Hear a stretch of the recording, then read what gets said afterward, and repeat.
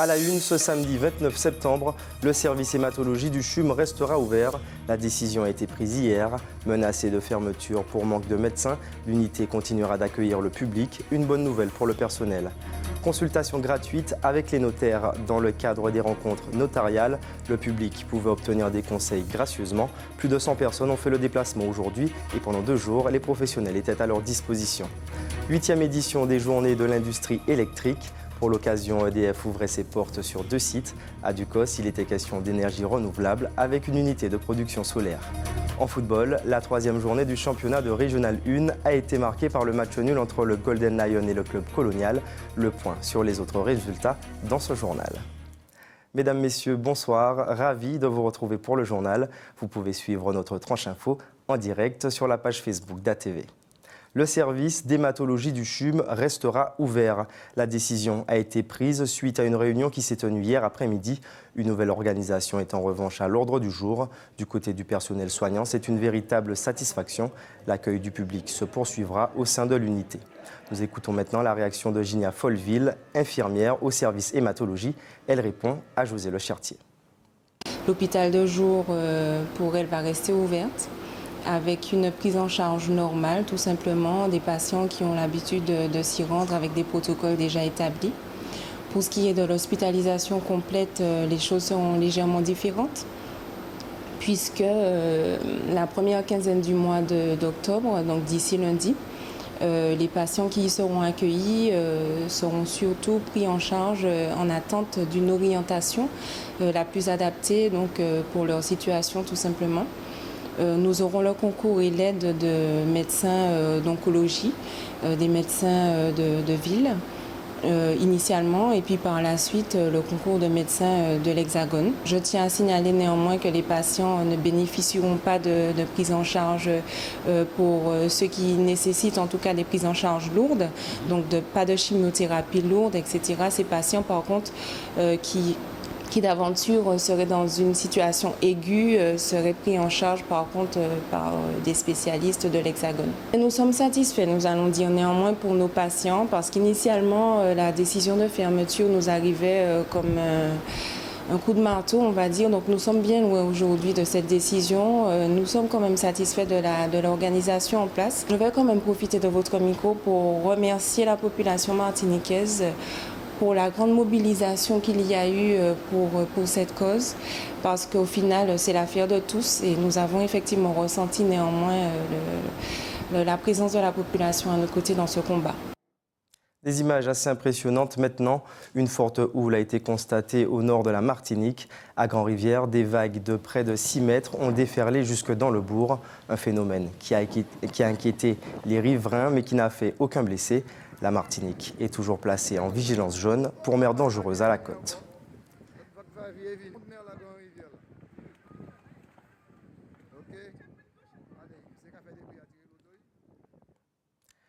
Et la brume de sable a fait son retour dans le ciel martiniquais après le passage de la tempête Kirk. L'air est très mauvais avec un indice Atmo de 10. La tendance devrait rester la même demain dimanche avec un indice de 9. La procédure d'alerte a été déclenchée pour tout le week-end. Clap de fin de la 39e édition des rencontres notariales. 2 jours d'échange entre les notaires et le public. Succession, mariage, achat immobilier ou encore problème d'indivision. Ils étaient une centaine à demander conseil ce matin. Les consultations se déroulaient au palais de congrès de Madiana. José Le Chartier s'est rendu sur place. C'est dans cette salle aménagée pour l'occasion que les notaires ont reçu le public. La discrétion est assurée par l'organisation des tables. À l'extérieur, le public est venu en masse récolter quelques informations. Une question revient sans cesse, celle de la succession. Je suis l'aîné, mais à partir de l'aîné, il n'y a pas de droit d'aînesse, pour ainsi dire, mais simplement que tout se passe en bonne harmonie. Alors qu'est-ce qu'on doit faire? Qu'est-ce que le notaire doit faire? Qu'est-ce que le notaire et moi je dois dire aux autres? Parce que j'estime que nous ne devons pas nous battre. Ma mère est morte, ça fera 10 ans en décembre. Nous avons donné la succession à un notaire de la Martinique. Ça n'a pas marché. Elle ne dit pas ce qui manque dans le dossier pour qu'elle arrête de nous voir. Mais tout le monde ne peut pas venir. Il faut voir la salle à l'intérieur. J'ai le numéro 106. et je suis arrivée à 8h30. Une matinée pour tenter de trouver une solution. Insatisfaite de leur précédent rendez-vous en cabinet, elle garde une lueur d'espoir. J'attends de voir quelqu'un pour me dire comment régler ce problème-là, puisqu'ils viennent. Je pense que c'est pour chercher des clients, mais je pense aussi que c'est pour qu'ils puissent entendre ce que disent les Martiniquais. Vous savez que les notaires sont très pressés, ils vous répondent ceci, cela. Tout compte fait, vous faites le travail à la place du notaire. Le notaire doit pouvoir justifier ce qu'il touche. Par le passé, consulter un notaire n'était pas un réflexe, faute certainement à une mauvaise information ou encore au coût des honoraires. Quand on vous annonce que vous avez des droits de succession qui vont de quelques milliers d'euros à des centaines de milliers d'euros, vous n'avez pas forcément cet argent-là de côté pour pouvoir financer. Ou vous vendez dans la succession, ou alors vous faites un prêt pour pouvoir y faire face. Et je trouve que c'est dommage. On devrait, dès notre jeune âge, nous apprendre que si nos parents ont des biens, il faut commencer à économiser pour pouvoir en bénéficier lors de la succession. Depuis quelques années, nous notons que les gens contactent plus facilement le notaire. Parfois pour de simples renseignements. L'idée, c'est de démontrer que les notaires sont accessibles. Nous allons vers les clients, nous leur permettons de venir à nous. Et ces rencontres, justement, sont faites pour ouvrir la profession, changer l'image qu'on peut avoir du notaire, qui ne reste pas uniquement dans son bureau, mais qui va au contact des personnes. Pour rompre cette barrière de l'inaccessibilité, chaque premier samedi du mois, les notaires vont à la rencontre du public dans les centres commerciaux. La visite d'Emmanuel Macron en Martinique a suscité de nombreuses attentes, notamment du côté des agriculteurs. Louis-Daniel Berthom, bonsoir. Bonsoir. Vous êtes le président de la Chambre d'agriculture. Alors, la question du chlordécone était au cœur des débats. Quel bilan vous tirez de vos échanges avec le président ? Alors c'est vrai qu'il a passé un moment sur une exploitation agricole où on lui a expliqué exactement comment nous faisons avec la chlordécone. En tout cas, les services de l'État lui ont rappelé les procédures qui sont en œuvre. Nous, au niveau de la profession, nous lui avons aussi rappelé que ça fait 15 ans que nous travaillons sur ces problématiques et le travail est destiné à faire en sorte que la chlordécone soit maîtrisée, en tout cas au niveau de la production, et que la production qui est mise sur le marché respecte la réglementation et surtout tende, comme il a dit, vers le zéro chlordécone, puisque je pense que c'est ça l'objectif de chaque agriculteur, c'est de faire en sorte que lorsqu'il a une terre où il y a présence de chlordécone, c'est de mettre en place les protocoles pour que cette chlordécone ne se retrouve pas dans les assiettes des consommateurs. Alors quels sont justement ces protocoles ? Alors, les protocoles, c'est bien sûr les analyses de sol. L'agriculteur doit savoir ce qu'il y a dans son sol.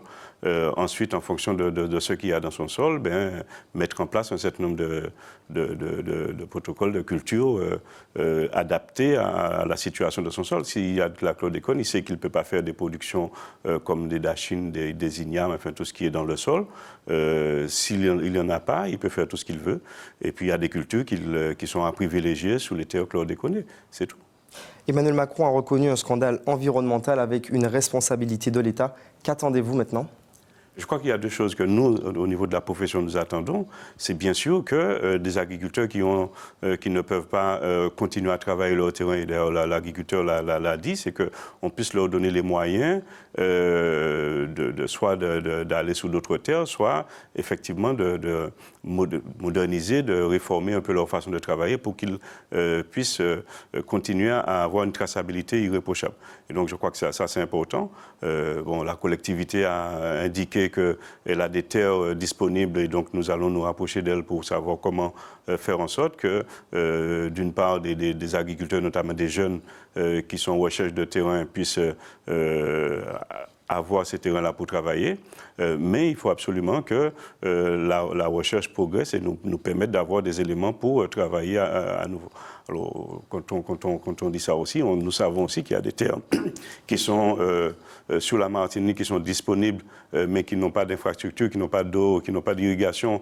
Et il faut absolument que sur l'ensemble de la Martinique, notamment sur toute la côte Caraïbe, on puisse mettre en place un schéma d'irrigation qui permette effectivement de faire en sorte qu'on puisse mettre en valeur des terres non chlordéconées. C'est important pour vous que le président ait ces mots et cette reconnaissance finalement ? Alors bien sûr, c'est important pour nous, et parce que nous travaillons depuis très longtemps et ces mots nous ont confrontés dans la démarche dans laquelle nous sommes, qui est la bonne démarche. Cependant, nous lui avons indiqué qu'au-delà du problème chlordécone, nous avons également d'autres difficultés au niveau du monde agricole qu'il faut prendre en compte. Les syndicats ont évoqué le problème de la retraite des agriculteurs qui ne permet pas de libérer des terrains parce que la retraite est à un niveau insuffisant. Nous avons évoqué aussi le fait que nous n'avons pas de solution pour nous travailler autrement. Et donc, c'est important qu'on puisse réfléchir sur ça. Nous avons fait des propositions au niveau de la Chambre d'agriculture pour qu'on mette en place un pôle territorial d'expérimentation. Nous appelons ça de nos voeux pour effectivement nous permettre d'expérimenter de nouvelles solutions, tant par rapport à la chlordécone, mais par rapport également à d'autres produits phytosanitaires que nous utilisons et que nous avons besoin d'expérimenter d'autres méthodes de culture. Justement, les professionnels du secteur parlent de réinventer l'agriculture. Ça signifie quoi ? Ça signifie exactement ça. Ça signifie qu'il faut qu'on puisse travailler autrement, qu'on puisse tenir compte de la réglementation qui existe où nous avons énormément de molécules qui disparaissent, sous la canne par exemple. Et il faut que nous puissions avoir d'autres solutions techniques pour pouvoir travailler. Il faut se rappeler la situation de l'ananas. L'ananas, on produisait 20 000 tonnes d'ananas il y a quelques années encore en Martinique. En ce moment, on n'arrive pas à produire 400 tonnes. Donc l'ananas est pratiquement disparu de la Martinique parce que des produits phytosanitaires ont été supprimés et puis nous n'avons pas de solution. Alors que nos voisins, nos concurrents ont des solutions et nous bombardent avec leur production. Et là aussi, il faut absolument que nous soyons protégés de toutes ces productions qui arrivent sur nos marchés, qui n'ont pas les mêmes contraintes que nous. Et finalement, c'est une concurrence déloyale ? Et c'est une concurrence déloyale. Et d'ailleurs, nous demandons et le président de la République l'a dit, mais nous devons voir ça dans les faits, que ces produits-là soient mieux contrôlés, autant concernant la chlordécone, mais également concernant d'autres produits phytosanitaires qui sont interdits chez nous et qui sont utilisés ailleurs. Alors vous aviez des propositions à faire. Est-ce que vous avez pu les transmettre directement au chef de l'État ? Alors on a pu transmettre un certain nombre de propositions au chef de l'État. Les camarades de la FDSEA et des jeunes agriculteurs, également des organisations agricoles, notamment les coopératives, ont pu remettre aussi une note à ces conseillers. Et donc nous avons un certain nombre de retours sur lesquels je pense qu'on pourra s'appuyer, notamment sur la retraite, notamment sur des indemnisations après phénomènes climatiques. Et donc, tous ces éléments-là sont à construire. Dernière question pour moi, est-ce que la filière agricole a encore de l'avenir en Martinique ? Non seulement elle a de l'avenir, mais je crois que c'est la seule filière qui a un peu d'avenir. Parce que tant que les gens vont manger tous les jours, 3 fois par jour, l'agriculture a de l'avenir. Il n'y a qu'à voir ce qui se passe ailleurs où on a négligé l'agriculture. Au Venezuela, par exemple, les gens meurent de faim parce qu'ils ont préféré développer le pétrole à la place de l'agriculture. Maintenant, on voit ce que ça donne. Et donc, il faut absolument qu'on maintienne un tissu agricole sur place. Il y a des choses à faire, il y a protection du foncier, enfin il y a plein de choses à mettre en œuvre pour cela, mais il faut continuer à protéger l'agriculture et à faire de l'agriculture parce que c'est quand même l'une des rares productions que nous avons ici en Martinique. Merci Louis Dallaire-Berthom d'avoir accepté notre invitation. La 8e édition des Journées de l'industrie électrique était proposée ce matin par EDF, l'occasion de sensibiliser le grand public sur l'énergie, sa production et sa transformation. L'institution a engagé sa phase de transition vers une énergie renouvelable. Parmi les sites ouverts au public ce matin, une ferme photovoltaïque à Ducos. Yohan Boulard était là. Des panneaux alignés par milliers. Ces modules se nourrissent essentiellement des rayons du soleil et transforment la lumière en électricité. L'effet photovoltaïque, obtenu via des panneaux en silicium. Le soleil vient taper sur les cellules du panneau photovoltaïque. Le panneau photovoltaïque, par une réaction chimique, va créer de l'énergie continue. Énergie, donc tension et courant continu. Les onduleurs ont la particularité de transformer le courant continu en énergie alternative. Ce courant devenu alternatif alimente 4000 foyers du Cossais à l'année. Une énergie dite propre, inépuisable, qui fait plus d'adeptes chaque année. Ici, aux Journées de l'Industrie, ce professeur se tient au courant des dernières avancées. On est sur un projet d'ombrière solaire, donc on va recevoir une voiture électrique. Donc c'est tout à fait à propos de venir visiter le site et justement de voir, je vais pouvoir récupérer des informations et des schémas électriques. On a sur notre toit déjà des panneaux photovoltaïques. C'est un choix. Maintenant, je ne suis pas sûr qu'économiquement, pour l'instant, ce soit forcément plus rentable. Les gens ils vont se dire, tiens, on va produire de l'électricité, on va la revendre, mais aussi on sera plus vert, on sera beaucoup plus autonome, quoi. Et l'autonomie, c'est bien le mot, car la Martinique doit faire face à un grand défi. Territoire insulaire, l'île ne possède aucun raccordement et doit produire la totalité de son énergie. C'est vraiment un enjeu pour nous d'avoir des moyens de production qui soient compatibles avec la demande d'électricité en Martinique et qui permettent de répondre aux besoins sur les années à venir. Aujourd'hui, l'énergie solaire photovoltaïque représente 5% de la consommation martiniquaise. Transition énergétique oblige, EDF prévoit de tripler ce chiffre d'ici 2023. À terme, il s'agit de s'appuyer sur un mix énergétique. Le bioma, du côté de Trinité, qui va être mise en service très prochainement. La centrale éolienne du côté de Grand-Rivière, qui elle aussi va être mise en service très prochainement. Et puis effectivement le photovoltaïque. Ce mix énergétique occupe pour l'heure 7% de la production annuelle. D'ici l'année prochaine, EDF voudrait passer à 25%, puis 50% à l'horizon 2023. La communauté d'agglomération de l'Espace Sud aura bientôt un nouveau siège. La première pierre du bâtiment a été posée ce matin. L'édifice devrait s'élever sur 3 niveaux pour une superficie de 7700 m². Il sera situé au quartier Maupou à Rivière-Salée. Le projet coûtera plus de 17 millions d'euros mais devrait permettre à terme de réduire les coûts de fonctionnement, notamment de la location qui pour l'instant revient à 3 millions d'euros par an. Écoutez maintenant les explications du directeur adjoint en charge de l'aménagement, Robert Libert, au micro de Johan Boulard. Le siège pourra accueillir 200 personnes, plus de 200 personnes. Donc on va essayer d'harmoniser ceci, sachant qu'il y a des services, notamment sur les sites propriétés de l'Espace Sud, à savoir à Rivière-Salée et à Sainte-Luce. Nous allons pouvoir mettre également du personnel. C'est également offrir aux usagers un lieu unique, de manière à ce qu'ils puissent rencontrer le service public pour lequel ils ont droit. Et la troisième chose, c'est de permettre également aux élus d'avoir des bureaux. L'appel d'offres a été lancé. Nous avons 16 lots pour la construction de ce siège. Donc il faut compter d'ici à la mi-août, à la mi-octobre, nous allons pouvoir commencer les travaux de terrassement qui ensuite sera poursuivis par les travaux de gros œuvres pour une durée totale de 20 mois. Le monde de l'entreprise à la rencontre des universitaires. Le forum dédié aux étudiants pour présenter des métiers et carrières s'est déroulé sur le campus de Schellcher.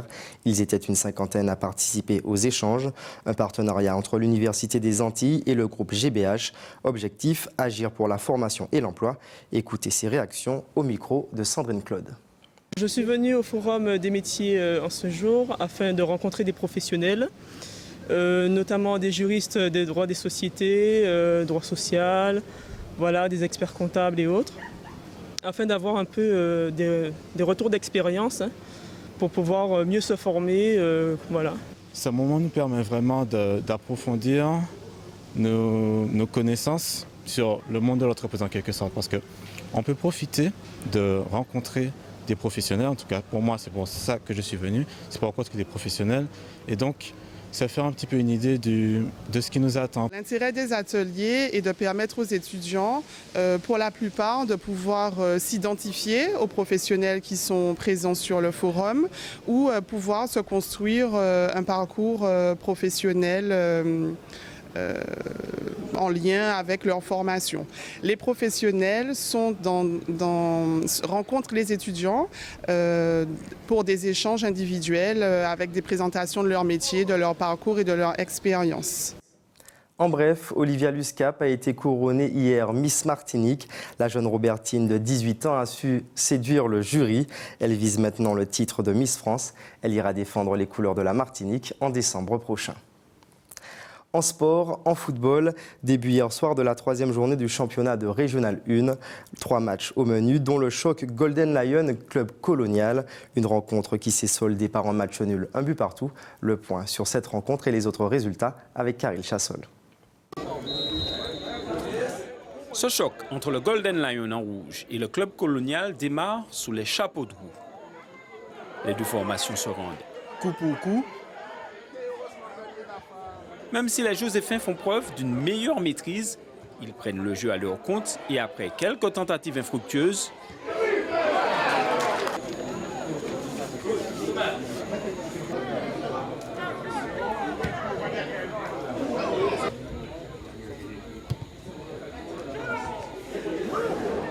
les partenaires d'Irel sont logiquement récompensés à la 29e minute. Ce centre de Biron est repris par Norman Gollet. Le Golden Lion mène 1-0.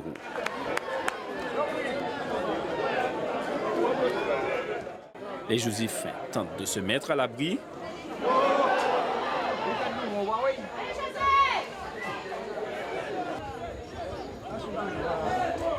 À la pause, les partenaires de Parsemé mènent 1-0.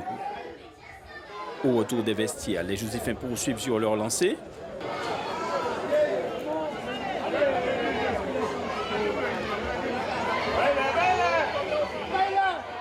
Mais ils ne parviennent pas à augmenter leur avance. Résultat, contre le cours du jeu, à la 52e minute, ce centre est repris par Laetitia. Le Club Colonial revient à la hauteur de son adversaire.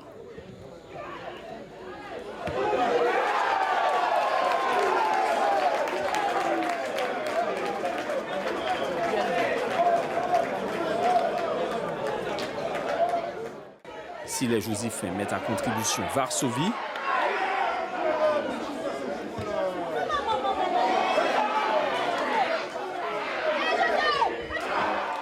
le score n'évolue pas. Ce but, suite à un coup franc de Parsemin, est refusé pour une position de hors-jeu. Les deux équipes se séparent sur ce match nul.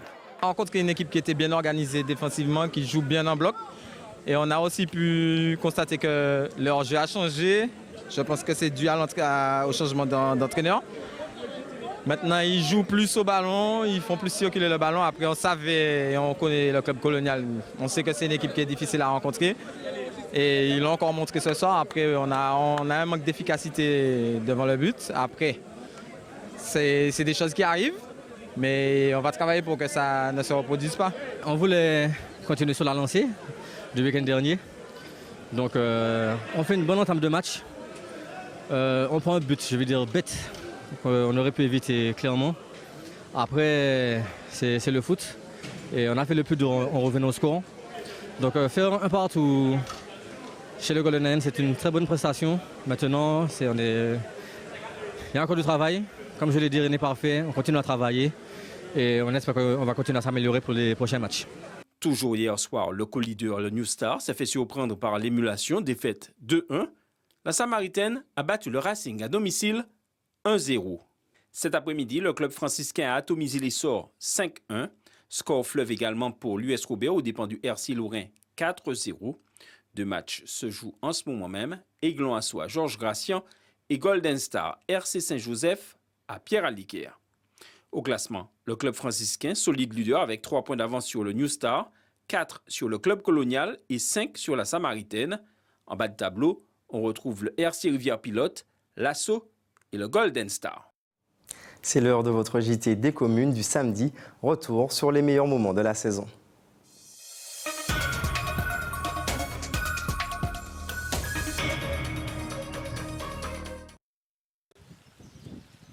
Voilà maintenant 6 ans que Lydie récolte fruits et légumes dans ce jardin partagé. Situé au quartier Séguineau, la parcelle est utilisée par 10 familles de la cité avoisinante, un concept particulièrement apprécié. Jardin chez soi, c'est bien, mais jardin partagé, c'est mieux. Parce qu'on recrée le lien social, on a des amis, on fait le partage. Quand je n'ai pas ce plan-là, l'autre, il me donne et ainsi de suite. Georges est un grand habitué de la terre. C'est aussi le seul homme à cultiver sur ce terrain collectif. Le jardin partagé représente pour lui tout un lot d'avantages. C'est une excellente idée dans la mesure où nous cultivons dans un esprit de partage, de communion, de communauté si on veut. Et ça nous permet effectivement de faire quelques petites économies à la fin du mois puisque nous cultivons, nous mangeons ce que nous cultivons. Donc déjà une démarche écologique. À proximité immédiate du jardin, un terrain en friche où une plantothèque sera bientôt implantée. Une initiative notamment de la ville. Le projet part d'une volonté d'avoir une pharmacopée accessible en cas de crise. Tout de suite après le tremblement de terre en Haïti, nous avons eu une conférence débat avec un certain nombre de personnes qui avaient été en Haïti, des pompiers, un médecin, et qui nous disaient, la première chose, c'est que les médecins n'arrivaient pas à des endroits assez rapidement. Ce qui avait été utilisé en premier lieu, c'était les plantes médicinales. Le conseil de quartier du bourg, qui regroupe les habitants du bourg, ont décidé de prendre la chose à bras-le-corps en se disant, on doit aussi, ici en Martinique, on est dans une zone à risque, mettre en place cette plantothèque pour permettre aux habitants de comprendre que s'il y a un problème un jour, on n'aura peut-être pas le temps d'attendre que des médecins arrivent jusqu'à nous, que des choses arrivent jusqu'à nous, donc qu'on puisse utiliser déjà les plantes médicinales. Grâce à cette plantothèque, une formation à destination de jeunes du service civique sera également mise en place avec l'association aujourd'hui en charge des parcelles. Cette formation-là, on va dire, sera plus sur de l'aménagement, sur l'agriculture et aussi sur tout ce qui est partie pharmacopée. Donc savoir un petit peu identifier les espèces et savoir un petit peu avoir la connaissance sur chaque espèce. Outre l'aspect pratique, à long terme, la plantothèque sera amenée à devenir un support pédagogique pour les scolaires. Le projet devrait voir le jour d'ici le mois d'octobre lors des journées répliques.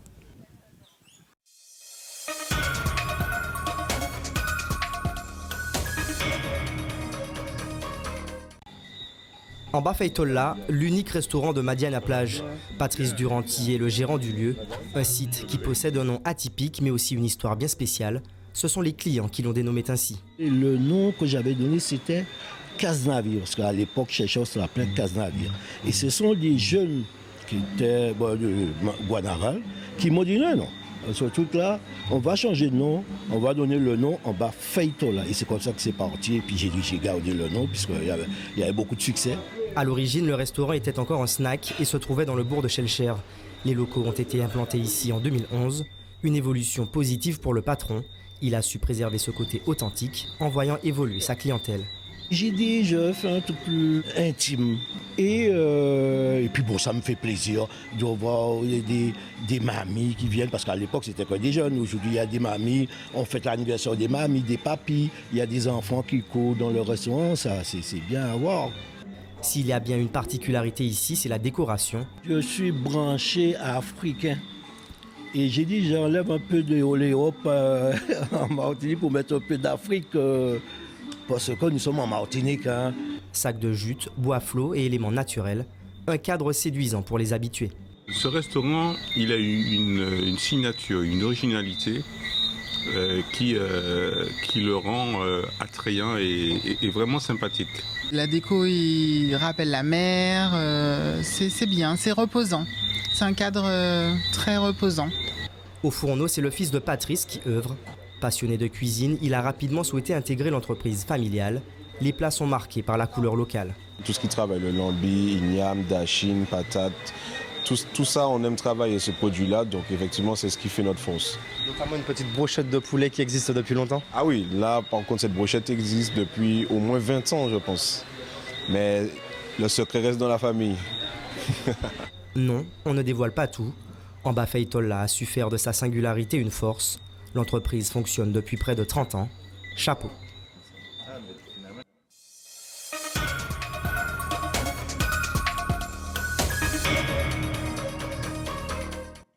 C'est la fin de votre journal régional et local. Avant de nous quitter, voici les titres que nous avons développés ce soir. Le service hématologie du CHUM restera ouvert. La décision a été prise hier. Menacée de fermeture pour manque de médecins, l'unité continuera d'accueillir le public. Une bonne nouvelle pour le personnel. Consultation gratuite avec les notaires. Dans le cadre des rencontres notariales, le public pouvait obtenir des conseils gracieusement. Plus de 100 personnes ont fait le déplacement aujourd'hui. Pendant 2 jours, les professionnels étaient à leur disposition.